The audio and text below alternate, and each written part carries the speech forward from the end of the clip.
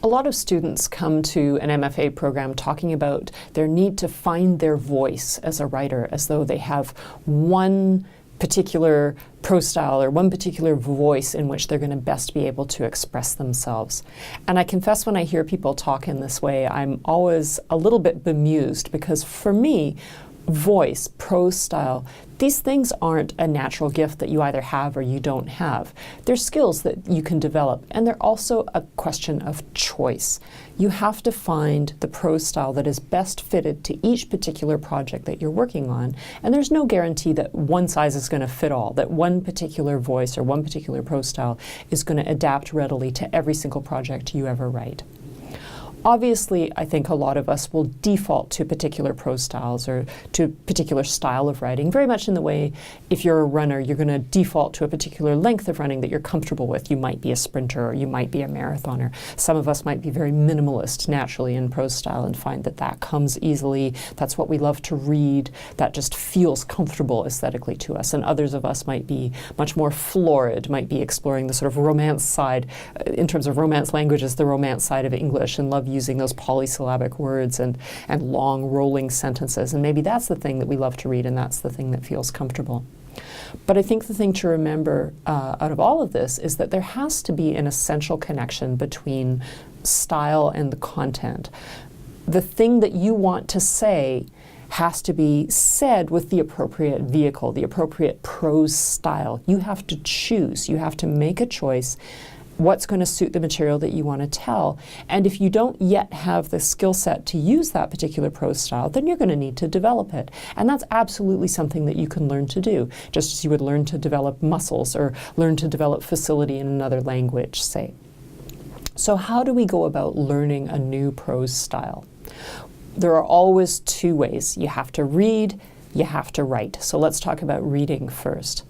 It's always a good idea, I think, for all of us, whether we're comfortable with the particular prose style that we're working on in a particular project or not, it's always good for us to be reading outside of our comfort zone.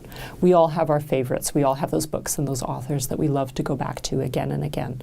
But I think that there's something really, really valuable in pushing ourselves outside, in going to authors that maybe aren't our favorite or write in a style that we're not so comfortable with, because we're learning. We're always learning. Here's a use of language that I hadn't expected before. Oh, look, that's what let's say a long, florid sentence can do that I couldn't do in this tight, minimalist prose style that I'm used to.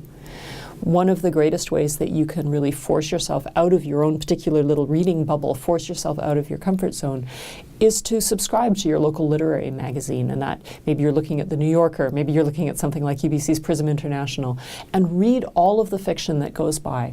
You're not going to love it all, you're not going to respond to it all, but I guarantee you're going to learn something from each and every new piece that you read. You're going to be attuning your ear to different ways of using language, and you're going to be taking away things that you can then apply to your own writing.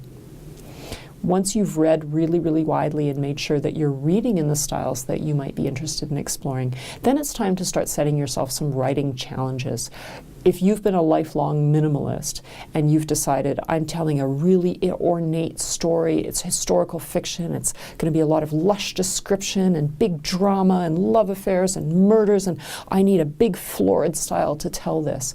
Well, you're not going to dive into that novel and immediately have that to hand just because you've gone out and read a lot of books that are written in that way. So you want to start smaller. You want to start by giving yourself some writing exercises. And you can start at the sentence level even and say, okay, I'm going to write a sentence that has 30 words in it. That's a pretty long sentence. Now I'm going to write a sentence that has 50 words in it.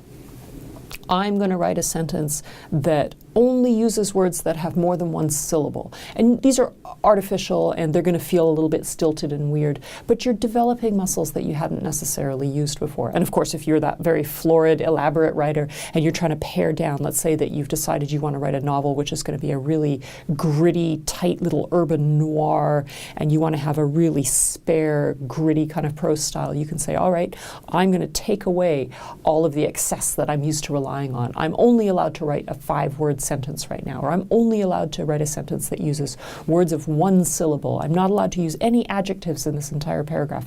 Set yourself exercises based on the kind of prose style that you're working towards, and gradually you can expand those out and out and out. Now I'm going to try a scene using this particular style.